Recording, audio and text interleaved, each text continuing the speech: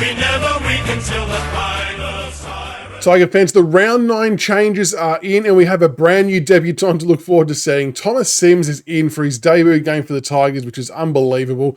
And Kane McCall of EJ's man also gets the call up on the back of some really, really good VFL form. Super happy with that one. He couldn't not select him after getting 11 tackles, 22 disposals, 2 goals. It was a really, really good game for the VFL last week. Making way, though, was Maurice Rioli Jr. and James Trezise, which is a really interesting omission, Trezise.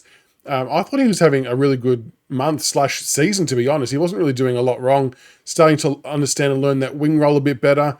So yeah, that's a bit of a shock, unless there's something else going on there in terms of a niggle or something like that. But it wasn't listed as injury, so I can only assume it's for matchup and structural reasons.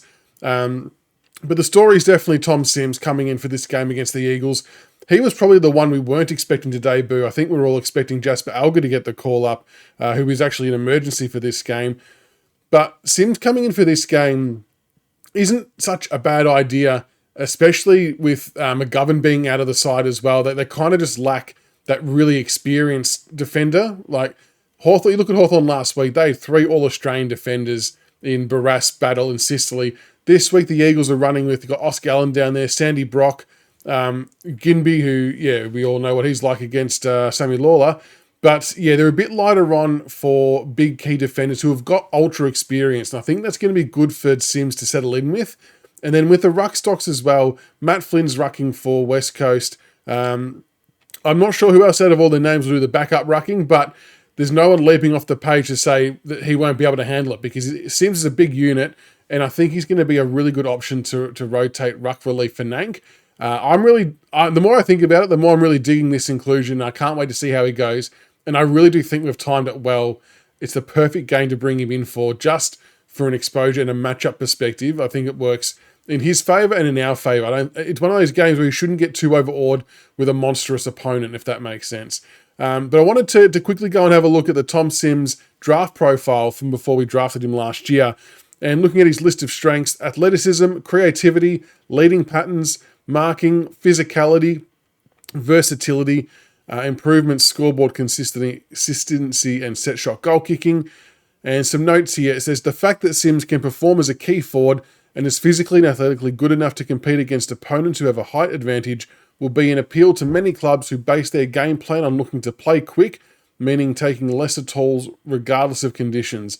SIMS on many occasions throughout the season alternated between the ruck and forward line, and at times even took on the role of being the side's sole ruckman, highlighted by his efforts against Eastern Rangers in the wildcard round. So he can do it all, Tom SIMS. We've seen him in the VFL already.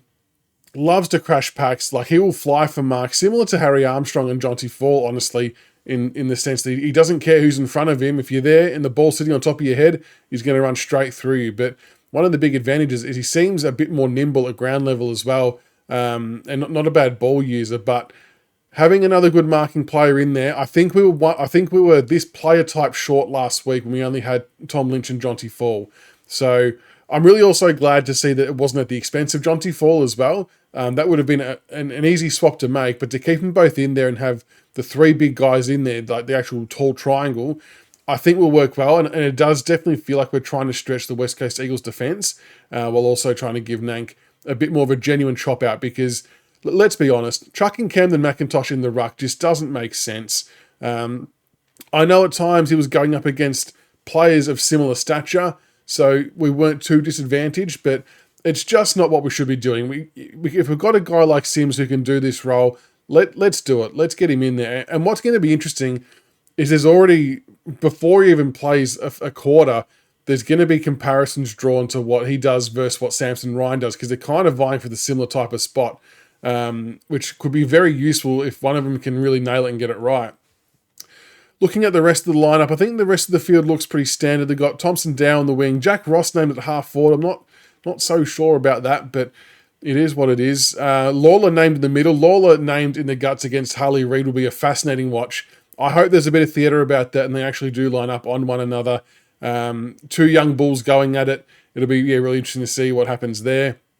Looking at the bench, which is typically where the sub comes from. I know there's maybe been a couple of times where that trend's been the other way, but 9.5 times out of 10 will come from those guys. So on the bench, we've got Sam Banks, Luke Trainer, Sims, McIntosh, and McAuliffe. Now, looking at the patterns, I feel like it's pointing towards Sam Banks being sub. I don't think they'll do Luke Trainer because he was sub not long ago. Sims, I'll be pretty pissed off if they make Sims sub on debut. And based on his height and position, it doesn't make sense, so it won't be him. Camden McIntosh would be a chance for sub, I think, potentially.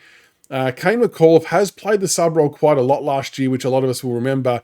I would hate for him to be sub because I think he offers way too much on the ground, inside the contest, outside the contest, and we've got to just release him into the midfield and see what he can do at AFL level. I think we know what he can do at AFL level. We just need to get him in there and let him do it. So I reckon by process of elimination, it's either going to be Sam Banks or Camden McIntosh. And I'm leaning towards Banks on the proviso that McIntosh is potentially tagging someone. So he might tag a Hewitt, a Kelly, or a Harley Reid and try and make their life difficult. But yeah, they are the changes for round 9. Again, a massive shout out and congratulations to Thomas Sims.